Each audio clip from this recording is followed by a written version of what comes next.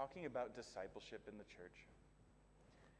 And yesterday, our hope was to establish that whatever our plan looks like, we should have some sort of plan. Even if that plan is something very informal. There must be an answer to our question, how do you disciple people once they are saved into this church? We should have an answer. This is something that I thought was really helpful. I am a big fan of churches having a mission statement, a short, easy mission statement. And from that mission statement, you build pretty much everything you do. In other words, everything a church does should fit under that umbrella of our mission statement. So ours is Emmaus Road Church exists to make disciples who delight in, display, and declare the gospel of Jesus. That's our mission statement as a church. And so every new program, every new idea, every event, we need to be able to explain how it fits into our mission. So that's actually not even in my notes. That's just something I want to. It might sound cheesy or tacky, as we would say, like, oh, you don't need a mission statement. I think they're actually very helpful.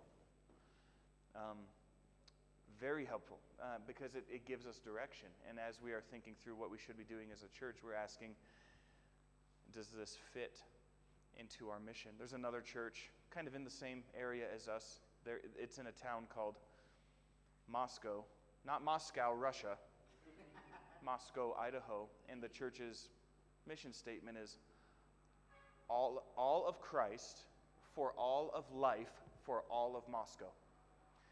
So basically, we want Jesus to impact every life in every way in our city. And so they're able to discern new ideas and new programs and that sort of thing filtered through that mission statement. I think that's a helpful way to think. So at any rate, when we're doing discipleship, we talked about, I gave you my idea for discipleship groups yesterday, and again, I just want to emphasize that's not the right way to do it. I was even thinking about this morning. You guys brought up, if we're in a larger group of people, 5, 7, 9 people, men who are a good group together and we're doing this, could that work? And I was thinking this morning, I have no idea how, where I'm coming from, people have very regimented schedules. So it's like, I must be to work at this time, I get off work at this time. There's not a lot of flexibility, and we protect our weekends very closely. So it is so common for people in the U.S. to miss the church gathering, because weekend is time to go play. We go camping, we go visit some other town, that sort of thing. But if it was possible, I was thinking a larger group of 8, 9, 10 guys even, there's no reason that could be a discipleship group if they had like, hey, we spend every Saturday morning together. Maybe you have a few hours to sit and drink coffee and just catch up and be together. So if you had a longer period of time. So anyway, I just kind of created that example in my mind to say, I just really, what I want for you men is to think through what would work for you in your context, in your setting. It might not be a group of 3 men or 3 women. It might be something a little bit different, and that's okay. I just hope this is helping you to begin to think about it. In a couple of sessions, we're just going to have another question and answer conversation time about discipleship. So if you have any big questions about it, just write them down and save it for that. But we're gonna do session 11 right now. I'm going to, similarly, as I presented discipleship groups yesterday, I'm going to share community groups with you today. And you're like, how many different groups do you guys have? Well, just the 2. I'll go through that. But first, and I don't really know how this fits in. It's just in my reading this morning, just an excellent thought that I just wanted to share with you all. You've probably all thought this before. But I just thought, I have not read the story of the Queen of Sheba in a long time. It's like, I'm here. I should read it while I'm here. And so I read the story of her going to see Solomon, both out of 1 Kings and then again out of, I think, 2 Chronicles 9, right? I think. And it was fun and refreshing to read it. But one thing I just noticed, Solomon, as you know, in many ways, he prefigures Christ. He's the all-wise king. Under his rule, there was great prosperity for the nation. He cared for his people. He understood, even the language that takes us back to the garden, where he understood the natural world, he understood animals, he could explain all these things and all these mysteries. Solomon was David's son. Israel was at its best when Solomon was king, from everything we can tell. The nation was doing great. Everyone came and brought tribute to him. That's another way he prefigures Christ, is because Christ requires tribute from the nations. So anyway, Solomon is a type, or he prefigures Christ. But it was interesting, as I was reading, what especially stuck out to me was that when the queen heard about Solomon and how wise he was, and she came to him to challenge him. The scripture says she came so that she could ask him hard questions. And he answered every question. And as this text says, she had no breath left in her. And she said, I had heard about you, but my translation basically, I had no idea how wise you truly were, how great you truly were. I had not heard half of how great you truly are. And so as I'm thinking about Solomon as a figure of our Savior, of Jesus, isn't that our experience in conversion? And as we grow, we hear about Jesus. We think about, if you can, think back to when you were an enemy of God. And you heard about Jesus, you heard about what he had done in his message, and you thought, you wanted to challenge it. There's no way that. And so you argued maybe, and you raised hard questions, but once God opened your eyes to truly see him, there was no breath left in you. And you thought, I didn't understand half of how great you were. That just struck me this morning as I was reading that, we've encountered what did Jesus say? You all love Solomon, but something greater than Solomon is here. He was talking about himself. We've encountered the greater Solomon, and he takes our breath away. And we had no idea how great he truly is until we've actually encountered him and seen him.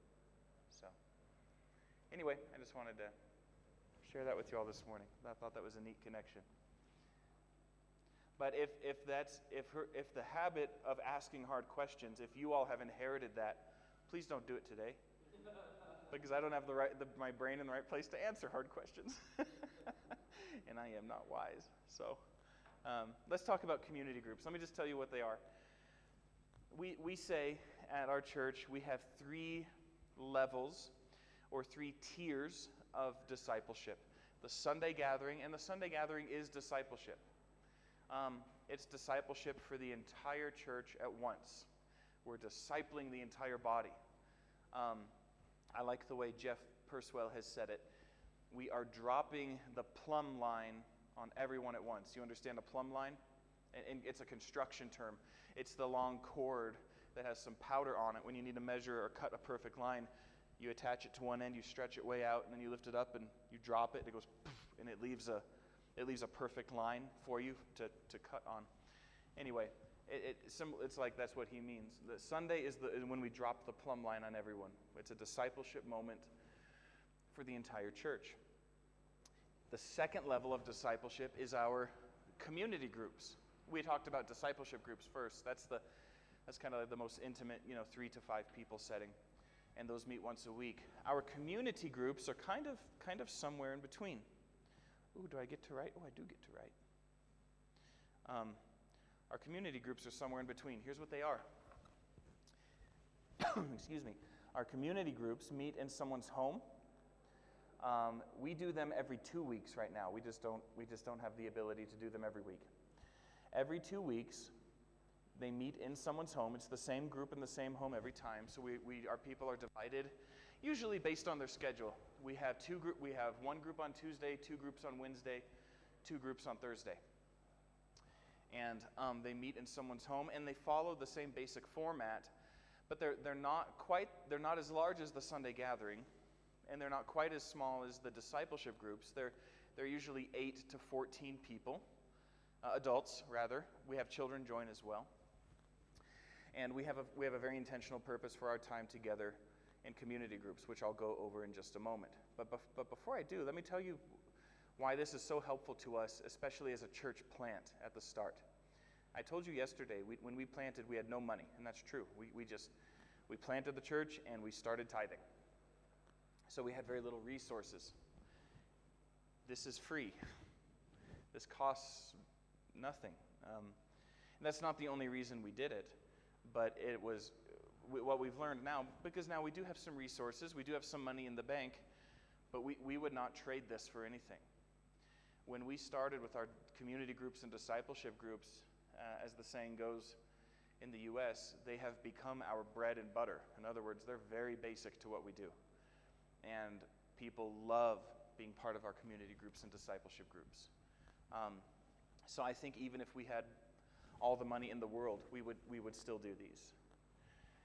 Because people have found, many churches in the United States are very impersonal. They're very impersonal. So they don't press into your life. They're not really concerned with how you're doing. They make a big event. I'm speaking very generally. This is not all churches. This is a lot of churches. They make a big deal out of Sunday, but there's really nothing in addition. These two systems, discipleship groups and community groups, they give us an opportunity to form better relationships. Let me just walk you through what we do at these. This is just kind of the why, but I'm giving you all that now. We're members of each other. We want to grow in relationship together. Here's what we do. Every community group, no matter where they meet or on which night, we always share a meal together. This is something that I think the rest of the world, I shouldn't say that a lot of other places in the world understand probably better than, I think we are just learning this in the United States, that sharing a meal with someone is a big deal. That's where relationships grow. When you think of hospitality and serving somebody, it's really hard to think of something better than come to my house and sit at my table and eat food with me. That's a really big deal. And so it's not just, we are not trying to just attract people with food. We have a lot of college students who don't have a lot of money, and if you know anything about college students, they will take free food anytime they can get it. So I'll show up if there's food. No, that's not why we do it. We do it because we're not having theological discussions during the meals. We're not talking about Scripture necessarily during the meals. We are just eating together. And just like we had breakfast this morning with some, that's been some of my favorite part of being here this week, is just sitting with you guys and eating. And I think more is happening in those moments than we realize. Think about it down to the details of, like, I'm going to put food in my mouth and talk to you. And it's a very transparent thing. It's like watching somebody eat is not flattering, So it really is a very, intimate thing to share food with somebody, to share the bowl with them, and to share the plate with them. And I don't know if you've read or heard of a woman named Rosaria Butterfield. That would not be a traditional Ethiopian name. Do you know who she is? Have you heard that name, Rosaria Butterfield? She is a woman. She's a strong believer. She was living as a lesbian and was a professor at an Ivy League school, and was very liberal, you could say, in her ideology and lifestyle. Her long story short is that I believe she was converted and saved into a Reformed Presbyterian church, and I believe she ended up didn't she marry a pastor? Does that ring a bell? At any rate, she wrote a book called Hospitality Comes with a House Key, like a key to a house. Hospitality comes with a house key. And this is what the book is all about. And at least in my context, it speaks to people so loudly when we interact with them beyond Instagram and beyond Facebook. When I say, no, actually come to my house. Come see the mess that my children have made. Come sit at my table and eat food with me. That people are caught off guard by that. They're not prepared for that. And it really speaks to their hearts. And it sounds so simple. Yeah, we're just sharing a meal, but I'm telling you, it is a big gateway into people's lives and into their hearts to share a meal with them. So we do that regularly. We always share a meal together. Like the way we do it, I host a community group, one of our 5 groups I host, my wife and I host. We always provide the main dish, whatever we're eating, and we tell everybody else signs up to bring like a side dish or something to contribute. And that's helpful too, because if I'm just feeding you all the time, that's okay, but it's actually, I want to give you an opportunity to serve. So when you come and you bring something to the table, there's some ownership over what is going on. You're more invested. It's like, oh yeah, I'm a part of this. These are my people. This is an important event. So I think there's actually a wonderful theology of food and meals. It's something. Do you guys sing Jesus, Thank You? Your blood has washed away my sin, Jesus, thank you. Once your enemy, now seated at your table. Yep. And I think of when David became king. And do you remember what it was Jonathan's son, Mephibosheth, the cripple. And if you remember, he called him his own son, and Mephibosheth ate at David's table with him. And I just think that's a wonderful image of adoption into the family of the king. But the most intimate example they could give was eating at the table with him. So meals are a big deal. But let me are meals a pretty big deal here?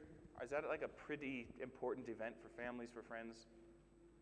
Tell me about that. I just love to hear. Tell me about that. Exactly, it's really big deal. It's good. Like you only invite a friend and sit with him. Friend and then love him. You only sit with him and eat with him and give time with him. So that's exactly good. So it communicates love to somebody. Communicate, love, fellowship. Yeah. Especially, I like Ethiopian culture. They prepare like 2 days or 3 days to prepare the food and then to bring friends or families or someone you love. Like they prepare it like 2 or 3 days for the food. Yeah. And then they will sit not only for an hour but for all the day. They talk, they speak, and, I really like because their culture. It's a really big deal. Yeah. And they talk and they speak and they laugh and they will also ask you when you are leaving to stay more. Mm-hmm. So and they want you to eat more as well. So Yeah. it is really big deal. That's great. That's great. Is that pretty accurate from everybody else's perspective? Meals are a big part of your culture? I just want to encourage you all, don't take that for granted, because there are parts of the world where people don't do that. So if you have that here, please preserve that. And that will serve you as you minister to people in your churches. It really will. There's a concept that eating is something we all have to do. There are certain things we all have to do. We need to go to the store. We need to, we take our kids to the park, whatever, to play with other children, that sort of thing. If there are things you can do with other people in your church, you should do it. It's like we all have to eat anyway. Let's do it together. Hey, I need to go to the store. Do you want to come with me? Let's go together. Just find ways in everyday life to cause your lives overlap with the people in your church, I guess is what I would say. Have meals together. Well, let me continue. So we always have a meal together, and that's always how we start. Very specifically, we tell people, show up at 6 p.m. We will start eating at 6:30, and then we eat for like 1 hour. We spend just at the table and in my living room, wherever. And then we kind of, once we finish eating, we just share life updates.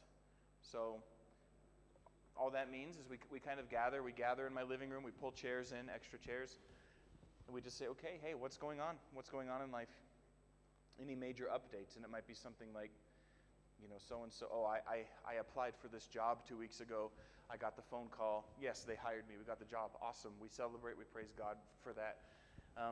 We're expecting another child. Awesome. We praise God for that. My mother is sick and in the hospital. So we're hearing major updates from people as far as what is going on in their lives. And you'll notice if you do something like this, some people are just very quiet, and they don't always share. And you want to be careful to just put somebody on the spot. So, hey, what's going on with you? It's like you need to know your people well enough to know if you can do that or not. But yeah, we spend some time just updating each other on what's going on in our lives.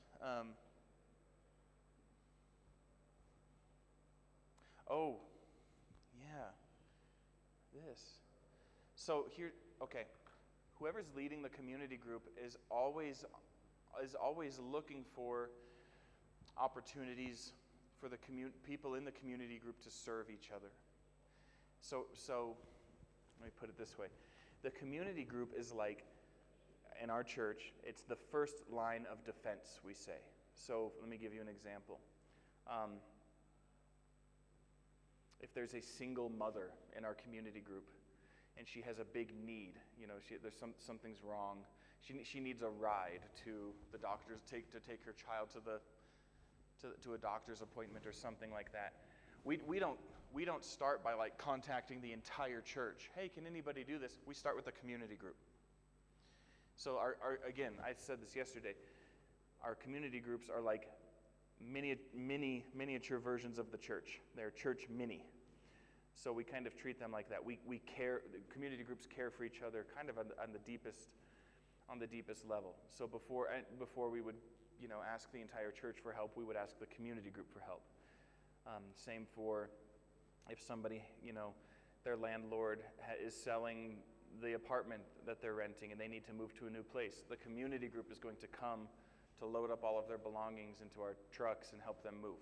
Like that would land on us. So the community group leader is constantly looking for these opportunities to serve each other, and he's hearing them mostly in this life updates section. And he just asks, our landlord we have 2 weeks to leave. Community group leader asks, how can we help you? What do you need? Because people won't always ask for help. Are people eager to ask for help here? No? Well, stop it. I know we need to. So they wouldn't ask for help.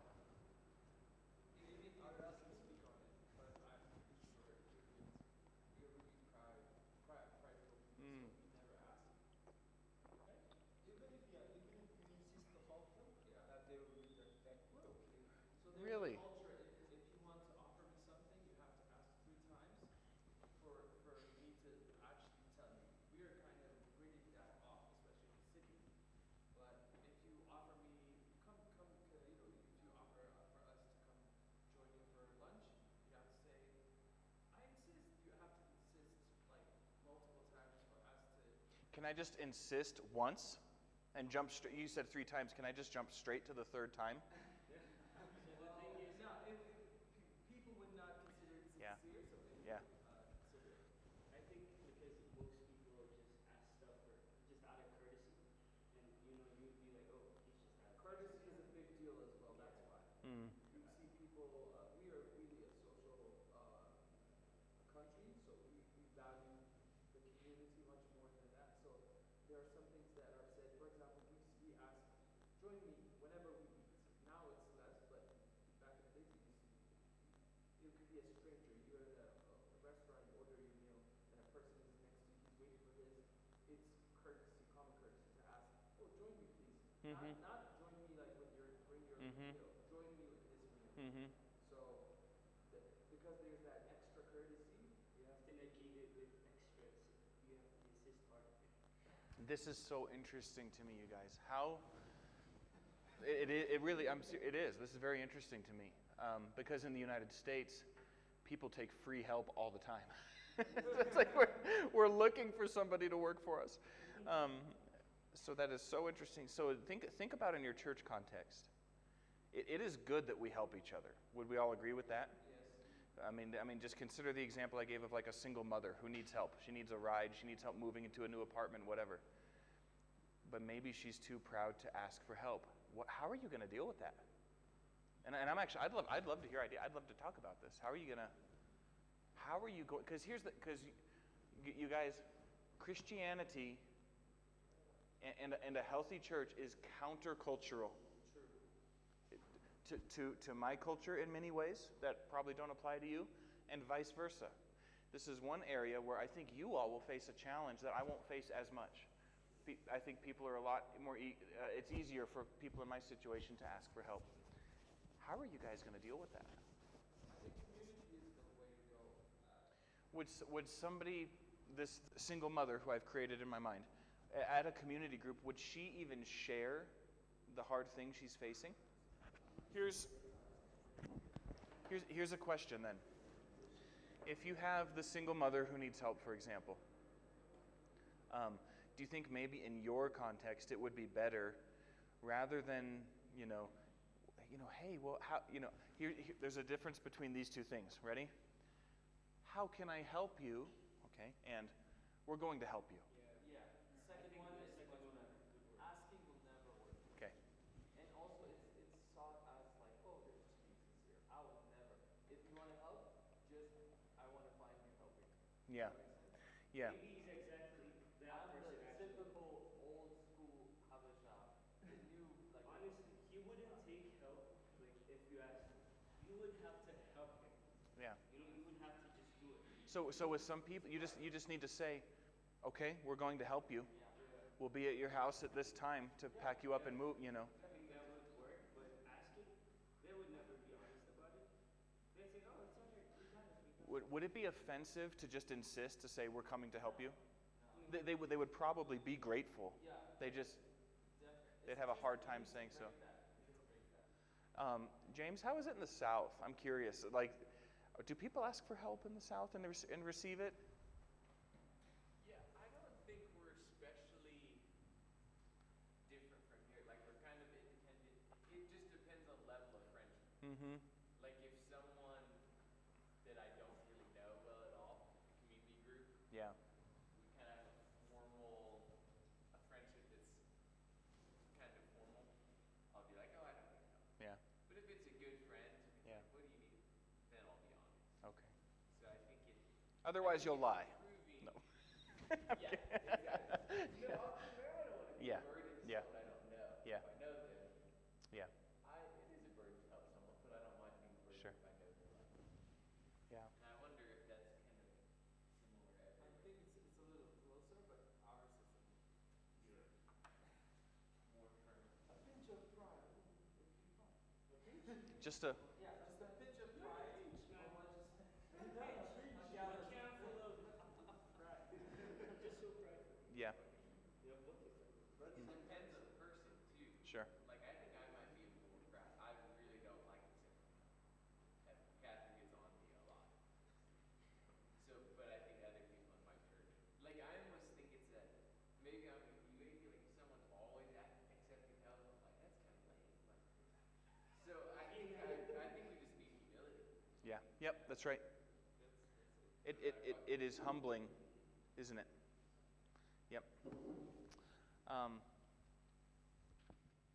These are the sorts of things to think through. How can you best serve your people in this setting? So, and part of this too is just education. If you have something like a community group, you just make it an expectation that this is part of what we do. We get together and we share what's going on in our life. And the more comfortable you are with people, you'll get better at asking questions too. So if somebody says, things are okay. Well, you just told me that things are not okay. That I can hear in you that things are not okay. So I'm gonna press a little bit. Like, oh, is something wrong? Something wrong at work? Whatever. But anyway, you learn to read your people. You see, all of this necessitates that you have actual relationship with your people. Which coming back to the question, whenever it was yesterday, I think I'm a fan of smaller churches because we have to actually know each other, not personally. So we have a meal together. We always share life updates. We always make prayer a staple of our time together. If the group is huge, we'll divide into 2 or 3 groups, and we'll break up and we'll just pray for one another. And it's just, what's the best way to pray for you today or this week? Someone will share what's going on in their life, and we'll spend some time actually praying for them. You know what we started doing, actually?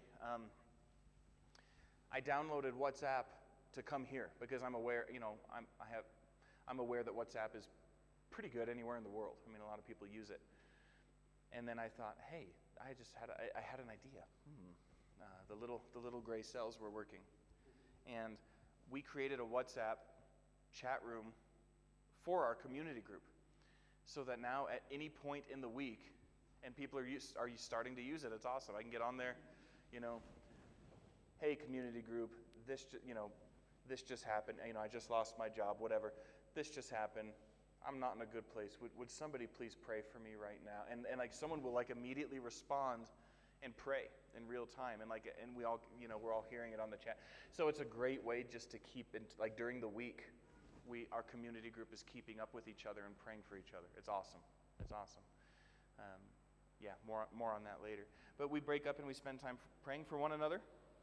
And then the last thing we do, this emphasis on truth, all I mean by that, we revisit the text from Sunday. You'll recognize these. There's my 4 questions. We'll revisit the text from Sunday, and the point of revisiting this text from Sunday is that we dive in a little bit deeper in terms of, okay, how does this change our life today? Like we talked about this on Sunday, and we can speak very intentionally. So, I mean, if one of the major emphases of the text was on having was a godly response to anger, like we're not going to have anger, okay? What does that mean for the person in my community group who just lost his job or whose neighbor just stole his whatever, that sort of thing. So we're trying to speak very, very specifically based on the text from Sunday. You'll have to tell me how things run here. We run on like a pretty structured schedule. So like 6:30 to 6:15, 6:30 to 7:15 we eat. 7:15 to 7:45 we're doing life updates. 7:45 to 8:30 we're talking about the text. 8:30 to 9 p.m. we're praying for each other. Then we go home. So that has helped us. Having that more structured time together. We have found that if we don't do that, it just kind of turns into social hour, and it just kind of dissolves into people just talking about whatever and catching up. So we've kind of implemented that time. And what's hard to do is when I have a room full of people in my church who all love each other, they're all catching up, and it's time to talk about the text, and I have to say, okay, everybody, I have to raise my voice. Everybody, move it in here. We're going to talk about the sermon now, and okay, but we just have to do that. We have to lead in these ways. If we're trying to accomplish, if it's just a hangout time, then let it be just that. But that's not why we're here for community group. We actually have goals in mind for what we want to do. We'd spend time talking about the sermon, and you learn to draw people out. You learn to. There are certain people I'm comfortable calling on the spot now, like, hey, what do you think? Like, and I know that they're not going to be bothered. There are certain people in my group I would not do that to because they're gonna, they're gonna really feel pressure to like talk in front of people, and that would make them really nervous. So you just kind of get, you get to feel that as you go. We want our community groups to engage in service. So that can be service within the group, like helping the family move who needs to move. But also we encourage our community groups to find some avenue, some place in the city to actually serve the city of Bozeman so that our church has a presence in the city. Maybe it's volunteering at the soup kitchen or the food bank. Maybe it's we're going to choose this street, and we're going to, like, in the autumn. I'm going to ask a dumb question. Do your trees lose leaves in the fall? Do the leaves fall off the trees and then grow back? Some trees do. Okay. Yeah. So anyway, all the trees that's happening right now, actually, everyone's lawns are going to be full of leaves because all of the trees lose their leaves every fall. And we have a lot of elderly people in our city. So let's pick a neighborhood and go rake their leaves up, put them in bags, take care of them for them so they don't have to. And just let them know, hey, we're from Emmaus Road Church. We just wanted to serve you in this way. Hope you have a great day. And that's it. So we look for avenues to serve the city, and we leave that up to community groups to kind of, one community group might, they might choose an assisted living home, or like a nursing home, and because I don't know how it is here. It's very common for people to, when their parents get elderly, they put them in an assisted living home and they visit them maybe once a month. I mean, I have a lot of opinions about that, but they don't get visitors, they don't have friends, and so, man, when a group from a church comes into an assisted living home with a lot of elderly people and just spends a couple of hours talking to them, playing checkers with them, hearing their stories from that ministers to people. And these things are free. They cost us nothing but our time. And so anyway, we encourage all of our community groups to find avenues to serve, both within the group and serve the community. I talked a bit already about how our community groups should care for each other. And again, right here, the more we get to know each other, the better equipped we will be to pray specifically, encourage intentionally, and speak in a timely way to the needs and situations faced by everyone in our community group. So again, as we grow in relationship, we grow in ability to serve one another because it's always personal. We always know each other. And like I said, that whole first line of defense thing, we are looking out for each other most closely. Another example, and it's not always bad things, another example is if you were to visit our church anytime in the next couple of years, you'll notice we have a small army of babies and toddlers. We have had a baby boom. When we first planted the church, we probably 2/3 of the church were single college students, and they bring a lot of energy. They don't bring a lot of money. And so we started praying, God, would you please bring married couples to our church? And because God has a sense of humor, He didn't bring married couples to our church. He married couples in our church. I counted. By the time this year is over, I will have done 7 weddings in our church. Last year was 7, 4 the year before that. So we've just been marrying people all the time. And now they're all having kids and starting families. So we have a lot of babies. So I share that to say, that is good coffee. I share that to say, when, say, a woman becomes pregnant and is expecting a child, it's the community group that is going to, without being asked, we're going to be preparing meals for her and her husband, like for the first 2 weeks after the baby's born, so they don't have to cook. We're going to do a baby shower for her, without being asked to. We just know this is something we're going to do. We're going to care for them. Someone in your community group graduates from college. Your community group is celebrating with them. You're probably going to throw them a party, that sort of thing. So we're celebrating with each other. We're caring for each other, that sort of thing. And again, the men leading the community groups, that's who we are looking to as we consider growing our leadership team, as we consider who is our next elder. That's where we're looking first, the men who are already shepherding in this community group setting. So they serve in that regard as well. Let's see. Let's see. Do community groups ever multiply? Yes, they do. In fact, we are adding 2 this week. This week, we added 2 more community groups, which is great, which is part of the path toward multiplying an entire church. So our town is not large. Well, our town is large by Montana standards. We have 50,000 people. That's a very big town in Montana. We now have 6 community groups all over a town of 50,000, which is pretty good. And the neighbors know what we're doing, and they see all these cars show up to houses, and we invite them, and these sorts of things. So we are increasing. Our church is growing in its influence. It's an excellent way to let the city know that you are there, and to interact with them as well. So yes, community groups do multiply. Ours is, when everybody shows up to ours, we're like 20 people, which is too large. And so I am in the process of thinking through, okay, who's going to, when we multiply, who's going to take over? Who's going to take on the next one? So yes, they do multiply based on maturity and ability. I try to think of a nice way to say this. Hey, look, the leaves are falling off the tree. There we go. Yeah. Maturity and ability. When a community group multiplies, you do want to put some thought, and you want the help of the elders with this if you're not an elder yet at that point. Who is going to stay and who is going to go? Because both groups need to have some mature people in them to help keep the discussion going and that sort of thing, and they both need a solid leader.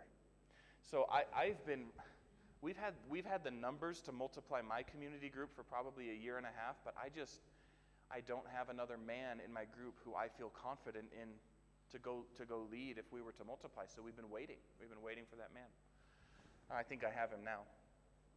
But there needs to be maturity, and there needs to be a strong leader, the ability, and they need the basic capacity to carry out these rhythms. So they need a place to meet.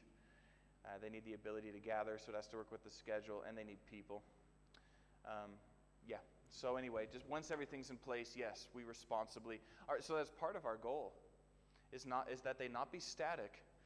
Part of growing the church and working toward another church plant is multiplying community groups. Absolutely. The community group leader. Yeah, let's talk about the community group leader.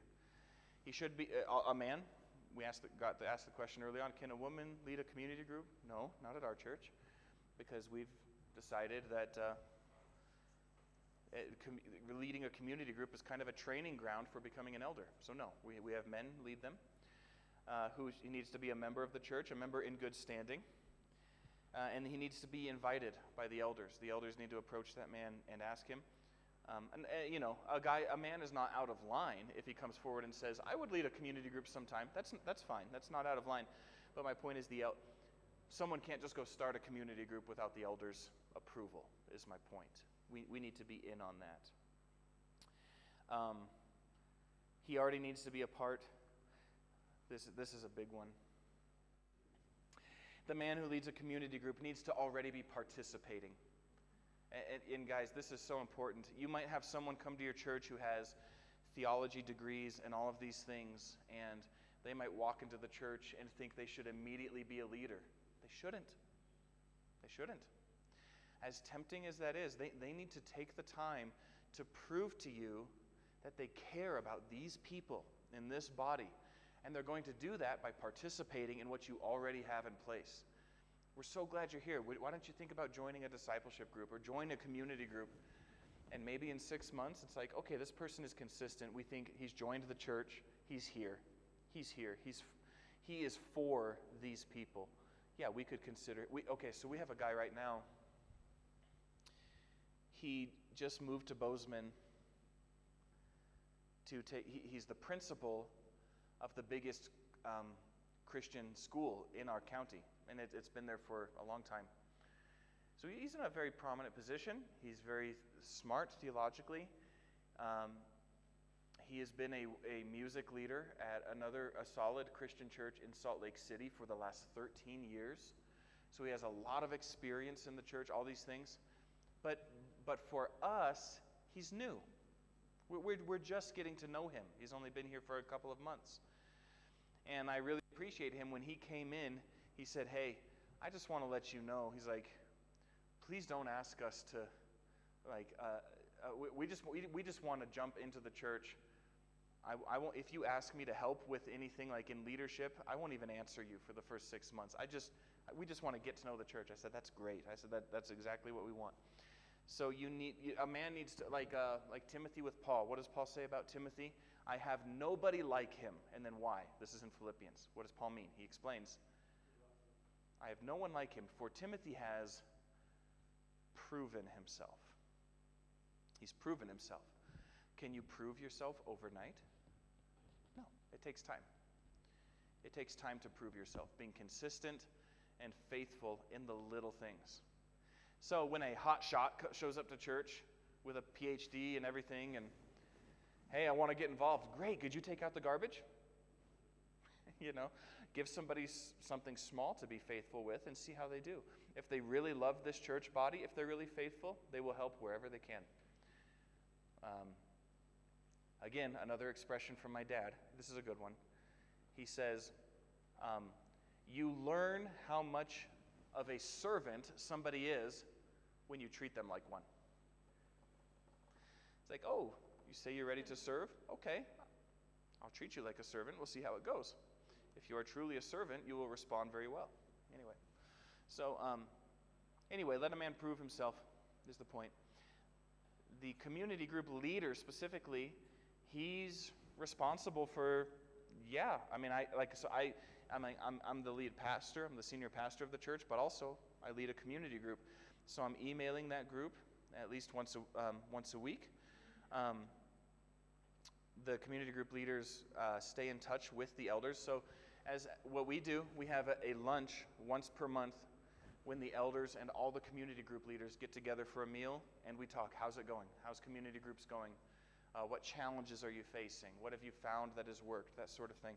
So we don't just make somebody a community group leader and say, like, okay, Faisal, yeah, you got this community group. Have fun. Let us know if you need anything. We don't do that. We are spending time with you. We're checking in with you at least on that monthly basis. We're having a meal together just to talk about community groups. Please don't make the mistake of putting someone in charge of something and then just leaving them alone. In anything, not just community groups. Stay close in touch with them. Because otherwise what will happen, they will face a hard thing, but they'll think, oh, I don't want to go to the elders every time there's something hard. I don't want to bother them. No, the culture needs to be, no, please come bother us. Please come bother us. We want to be helpful. The community group leader basically serves as a shepherd to his people. He's checking in with them. He's praying for them, all these sorts of things. I put it this way. The community group leader should have his finger on the pulse of the lives of those in his community group. He should know what's going on, generally speaking. Whether that's life changes, events, crises, celebrations. Because again, that gives you a platform to care for somebody. These temporary systems of care, like a meal train for those with an illness, new child, or another need, helping move somebody. We talked about that. And like I said, I think I said this yesterday, no matter what you do in the church, you should always be thinking, if I get hit by a truck tomorrow, who will replace me? You should always be thinking that. Even if your job is taking out the garbage. That's an important detail, especially if your church meets in a place that you don't own but you're renting and you need to leave it clean. It sounds simple. It's a big deal, having people to clean the space. I mean, every little detail matters, so we should always be thinking of our replacement. In short, the community group leader is a level of immediate care to the people of his community group. He speaks to the elders on behalf of the community group, and he works to care for the people of his community group, as well as keeping the life of the community group moving and healthy. And if he needs to step away, he can and absolutely should do that, and this last paragraph just talks about the best way to do that. This document is on our Google Classroom, and so is the Discipleship Leader's Guide. I want you guys to have those as a resource for the future. Even if you don't look at it for another 6 years, but you think, oh, didn't we talk about that? Or maybe we could do something, pull it out, get it. If you've lost it, email me, I'll send it to you. Again, not because it's the best or perfect way to do things, but maybe there's some things in there that are helpful to you, and maybe it gives you some sort of framework to start thinking through, okay, what can the life of the church look like beyond Sunday? Sunday is a big deal. What can the life of the church look like beyond Sunday? In homes, in coffee shops, when my brother and I go to Zing now for coffee in our discipleship group. Yeah. This is really good.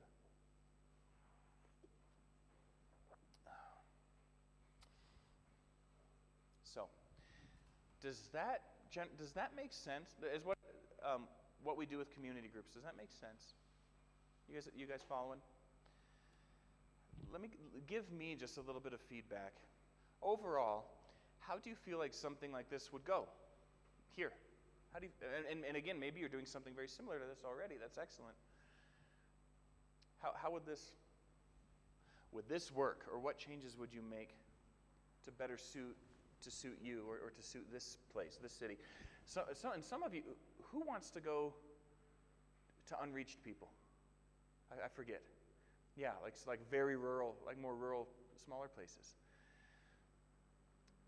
You know, walking in the first day and, hey, we're here to plant a church, join a community group. What? You know?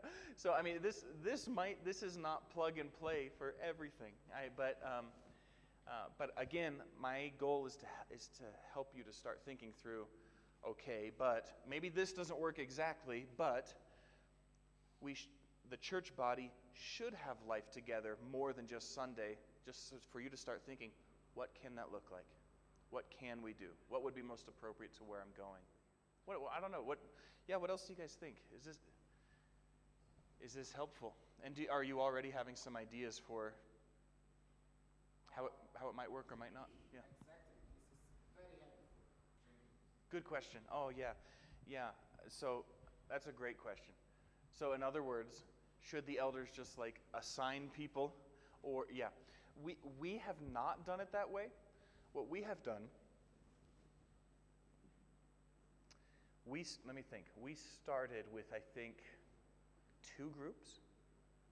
When we planted the church, we started with 2, and they were on different nights. And so we said, if you can come Wednesday, go to this one. If Thursday is a better night for you, go to this one. So we did it based on schedule. Now, this is just a thought. In a city like this, you might want to do it based on location. Because I've learned from talking to you all that it takes a long time to even travel 1 or 2 miles by car in the city. So maybe location is a better way. Like, hey, we have a community group in this neighborhood and one in this neighborhood. So that way it's easy maybe for people to... So in my city, again, only 15,000 people, but it's spread out over 19 square miles. So it's actually quite a large area. But people drive everywhere, and it only takes 15 minutes to get from one side of town to the other. And we even have 2 of our community groups are in Belgrade, Montana, which is the next town next to us. So we have people in Bozeman who go to the community group in Belgrade because it's better for their schedule. So I would be thinking through, what's the better way to do this, based off of location or based off of schedule? And then what we did, when we just launched 2 new groups, we said, hey, church, we need to make sure that we have at least enough people to start these 2 groups. So we actually created sign-up sheets for every single group and say, after church, here are these different sheets of paper, each one for a different community group.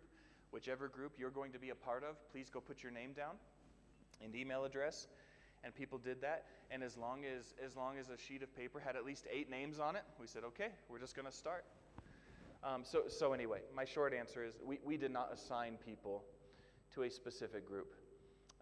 In a place like this, it might make more sense to base them off of location. I'm just thinking off the top of my head. I don't know. You all tell me. Because someone's not going to drive across town, right? I mean, that can take forever. It can take a very long time, can't it?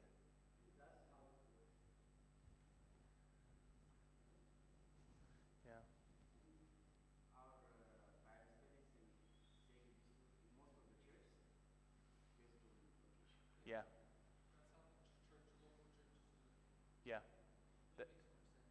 Maybe it does. Yeah, that's how I would be thinking, Brian. At least in this setting, it'd be.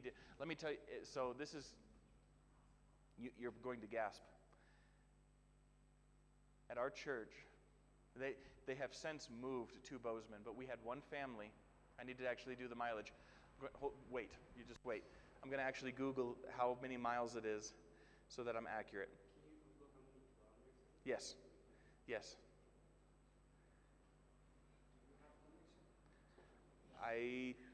Is it back?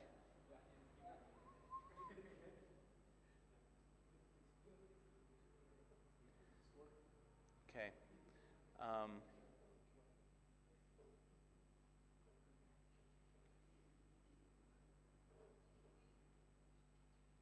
Okay.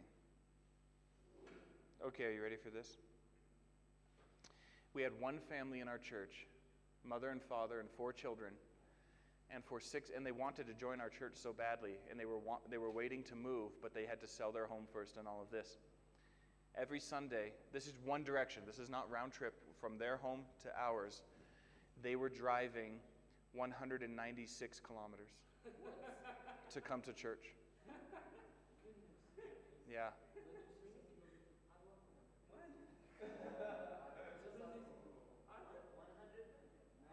196 kilometers. So 120 miles. But again, that's you guys. That's my context. You have to understand where I'm at. Everything is divided by geography, by valleys and rivers and mountains. So people drive along like for sporting events. Kids in high school, they might have to drive 3 hours to play the closest basketball team to them, because some towns are spread out so far. Not the case here. You guys are talking about some place might only be 1 or 2 miles away in a straight line, but it could take a long time to get there. Yeah.